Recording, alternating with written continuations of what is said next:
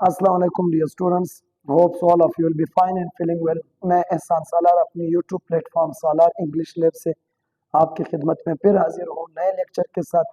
आज के लेक्चर में डियर स्टूडेंट्स मैंने आपको वोकेबलरी सिनोनिम्स एंटोनिम्स के फॉर्म में करवाने हैं, क्योंकि जो सिनोनिम्स एंटोनिम्स है वो एक बहुत ही कॉम्प्लिकेटेड इशू बना हुआ है, खास करके इंग्लिश स्टूडेंट्स के लिए।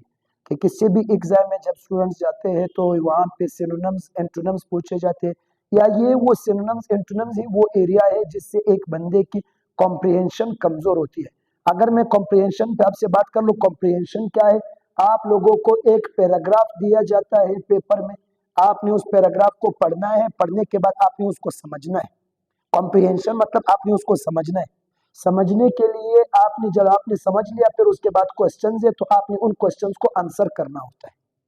तो अब क्या है कि समझने के लिए सबसे जो जरूरी चीज है वो ये है कि आपको आपके पास वोकेबलरीज हो, आपके साथ वर्ड्स हो।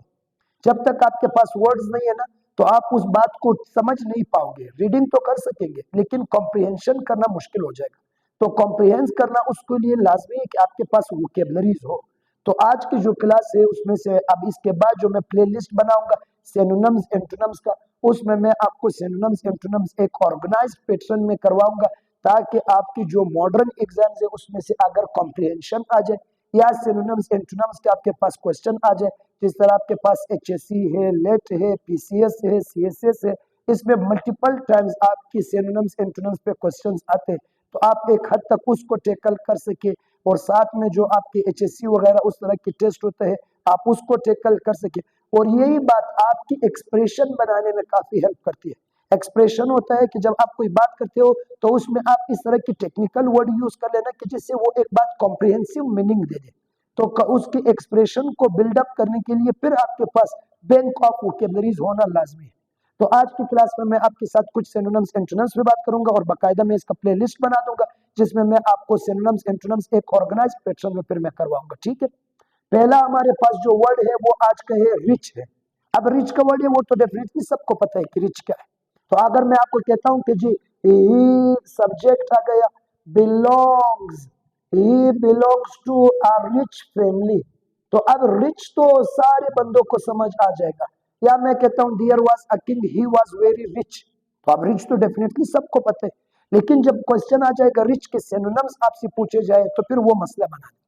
तो अगर कोई बंदा रिच है तो याद रखना वही बंदा फिर वेल्थी है। वेल्थी मतलब दौलतमंद है, उसके पास दौलत है। वेल्थ दौलत को कहते हैं, वेल्थी दौलतमंद को कहते हैं। अगर वो बंदा वेल्थी है तो फिर वही बंदा स्क्रम्पशियस है। स्क्रम्पशियस के वैसे दो मीनिंग होते हैं। एक स्क्रम्पशियस ये यूज होता है फूड के साथ, खाने के साथ ये यूज होता है। तो अगर कोई बोल दे कि जी ये खाना स्क्रम्पशियस है, तो इसका मतलब है वो कह रहे कि ये खाना डिलीशियस है, मजेदार है, जायकेदार है, मतलब इसमें जायका है। तो अगर स्क्रम्पशियस फूड के साथ यूज हो जाए तो फिर इसका मतलब मजेदार होता है, टेस्टी होता है, डिलीशियस या डिलेक्टेबल जिसको हम लोग कहते हैं। लेकिन अगर स्क्रम्पशियस बंदे के साथ आ जाए फिर इसका वही मतलब होता है कि वो बंदा अमीर है। तो मैं कहता हूं कि जी there was a king, he belongs to a scrumptious family. अब अगर रिच की जगह पे यहाँ पे स्क्रम्पशियस आ गए तब बंदे को समझ नहीं आएगा। अब यहाँ पे इसी को आपने कॉम्प्रिहेंशन करना है। तो क्वेश्चन आपके साथ आए कि जी वाज द पर्सन वेल्थी। तो अब वेल्थी के लिए तो लाजमी है कि आप इस क्वेश्चन को आंसर करने के लिए लाजमी है कि आपको ये वर्ड पता हो।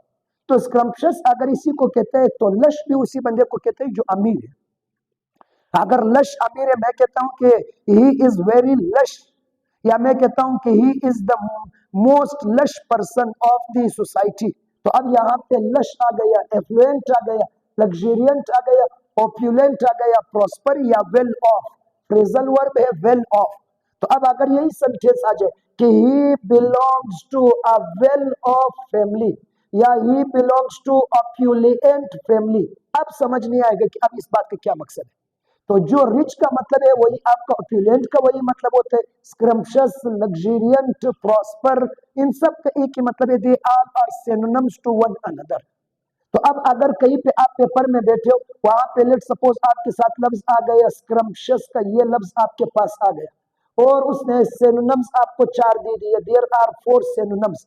एक उसने आपको दे दिया ऑप्यूलेंट दे दिया, एक उसने आपको दे दिया बेनीवोलेंट दे दिया, बेनीवोलेंट, एक उसने दे दिया काइंड दिया, और एक उसने लेट सपोज आपको दे दिया स्टबन दे दिया। अब इधर देखिए, ऑल दीज आर एडजेक्टिव्स। जब भी कोई लफ्ज ओ यू एस पे खत्म हो जाए वो एडजेक्टिव होता है। तो अब अगर आपने इसका सिनोनिम निकालना है तो सिनोनिम निकालने के लिए पहले लाजमी कि आपको ये वर्ड पता हो कि स्क्रम्पशियस किस चीज को कहते हैं। तो स्क्रम्पशियस से इसका मतलब है, दो मतलब होते हैं, मजेदार भी होते हैं, अमीर भी होते हैं। अब आप वर्ड्स को देखिए, अगर बेनिवोलेंट है तो ये नहीं हो सकता है। बेनिवोलेंट वो बंदा जो मेहरबान होता है बहुत ज्यादा।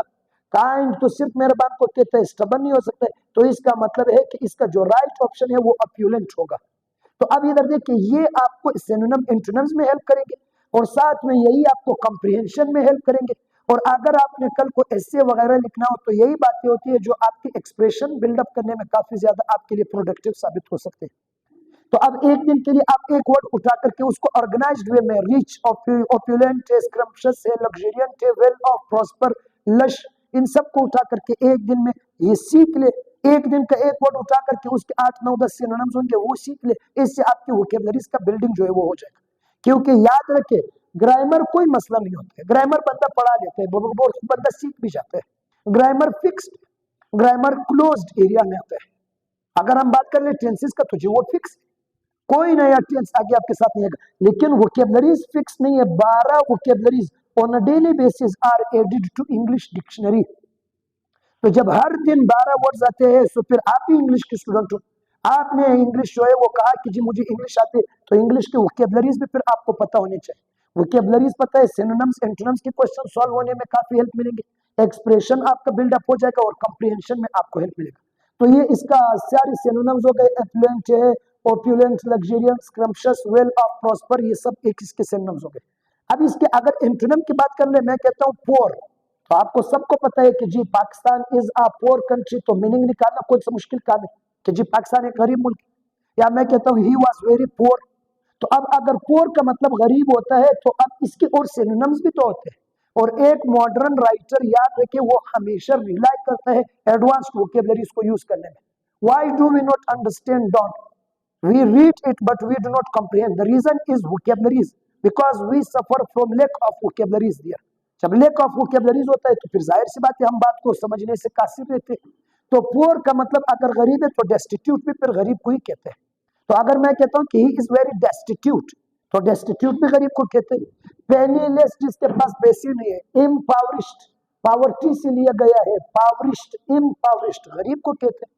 इम्पावरिश्ड गरीब को कहते हैं। तो इंसॉल्वेंट भी गरीब को कहते हैं, जो दिवाला हो जाता है तो वो इंसॉल्वेंट होता है, वो इंडिजेंट होता है, और वो जो है वो आपका पेन्यूरस होता है।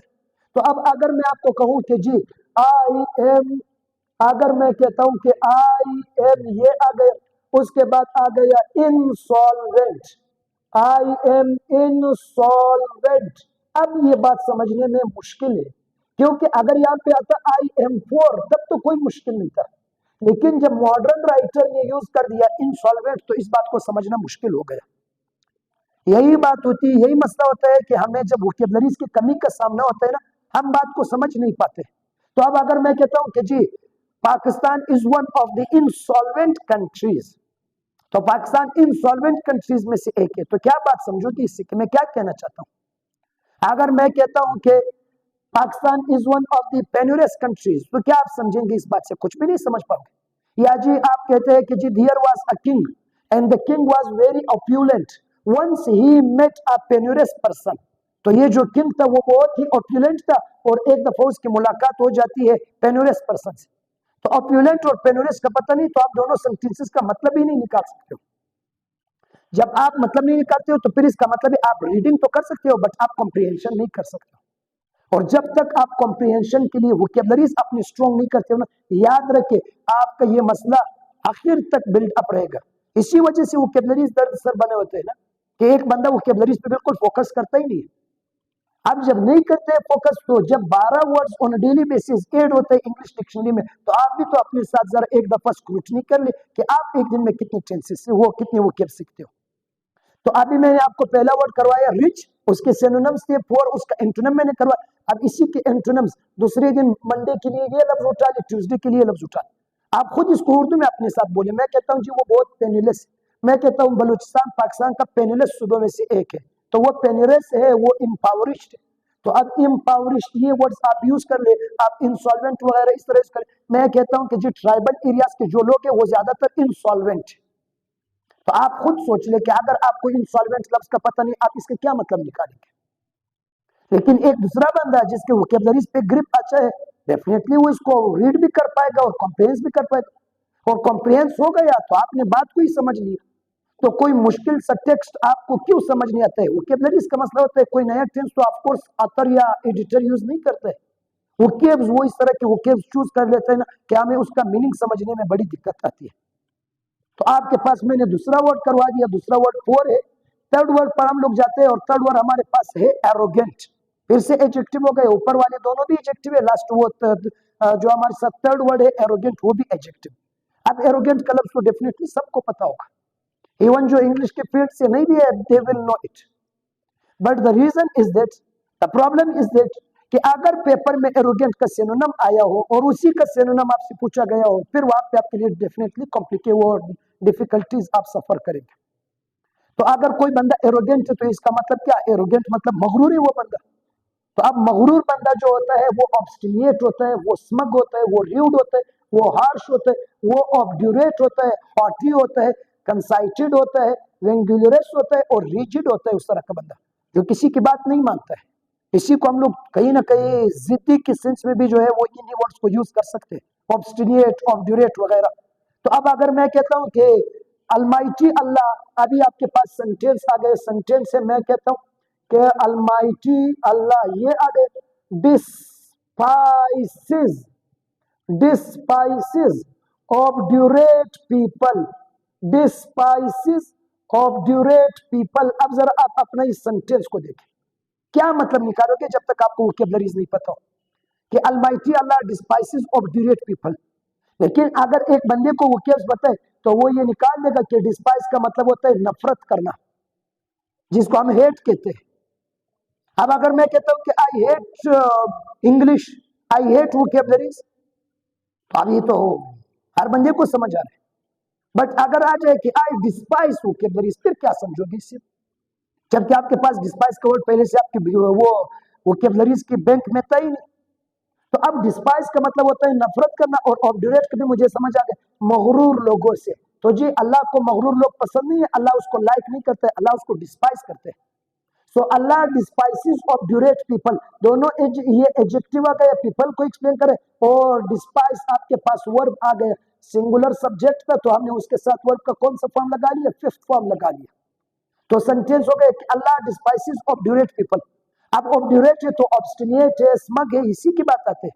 तो सेंटेंस आपके साथ आ गए, मैं कहता हूं कि the king was very smug, मैं कहता हूं कि once there was a king, the king was very opulent and the king was very smug. तो आप इसका क्या मतलब निकालोगे, स्मग का कोई मतलब ही नहीं निकल सकता है जब तक आपको वर्ड पता ना हो। लेकिन एक वही बंदा आपकी अल्टरनेटिव में उसको स्मग की वोकैबुलरी का पता है, तो डेफिनेटली वो इस सेंटेंस को अंडरस्टैंड कर जाएगा। और जब आप अंडरस्टैंड नहीं करते तो कॉम्प्रिहेंशन आपकी सिर्फ और सिर्फ वोकैबुलरीज का बिल्डिंग ही पूछा जाता है। आप अपना एचएससी का टेस्ट उठा करके देखिए, उसमें क्या है आपके साथ, कॉम्प्रिहेंशन है। अभी 17 नवंबर को सीएसएस का एमपीटी हुआ था, उसमें क्या थे, 2 कॉम्प्रिहेंशन थे आपके साथ। क्या एक इंग्लिश की एवरेज स्टूडेंट के लिए कॉम्प्रिहेंशन मसला है, बिल्कुल भी नहीं है।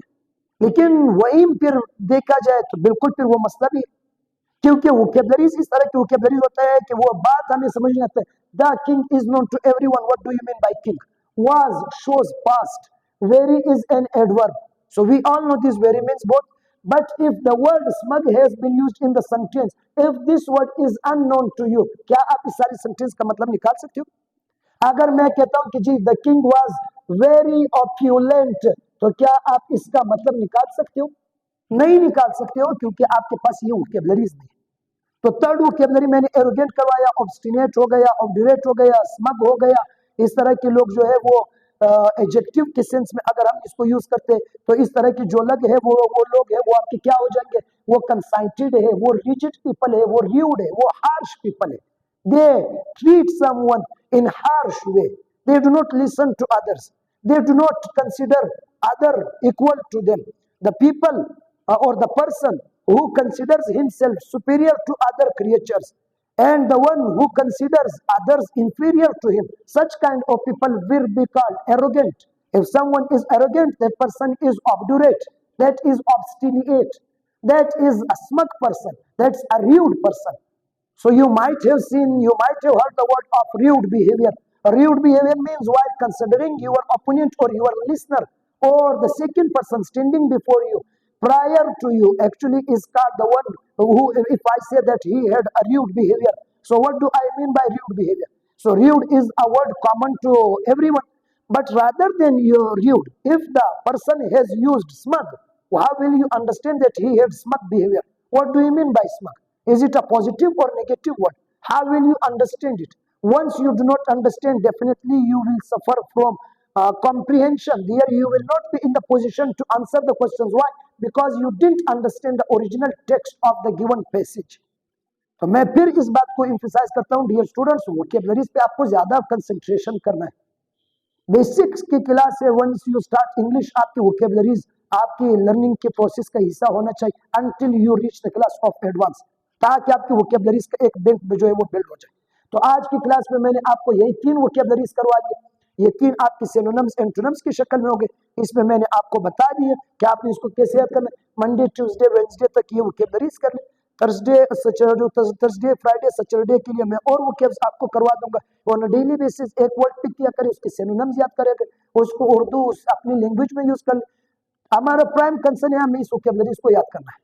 How to use them, how to utilize them in writing and speaking, that's another stage that will be covered once inshallah we are done with tenses, passive, these things. तो इंशाल्लाह अपकमिंग लेक्चर में मैं फिर आपका 1-2 lecture grammar पे लूंगा और फिर आपके पास फिर से जो है वो नेक्स्ट लेक्चर सिनोनिम्स एंटोनिम्स का आ जाएगा। इसका बाकायदा आज मैं प्लेलिस्ट बना करके जितने आपके सिनोनिम्स एंटोनिम्स होंगे वो इसी प्लेलिस्ट में मैं अपलोड करूंगा। सो होप सो कि आपको ये बातें समझ आ गई हो, होप सो कि आपके वोकैबुलरी आपको जो है वो वोकैबुलरीज की इंपॉर्टेंस समझ आ गया हो और आप होप सो कि इस पे मजीद काम करेंगे और इसको अपनी जो है वो लर्निंग प्रोसेस का हिस्सा बनाएंगे। इंशाल्लाह मिलते हैं कल के लेक्चर में, और कल के लेक्चर में इंशाल्लाह मैं आपके साथ ग्रामर की जो है वो लेक्चर रिकॉर्ड करूंगा। So we will see you इंशाल्लाह in tomorrow's lecture. Take care of yourselves. अल्लाह हाफिज।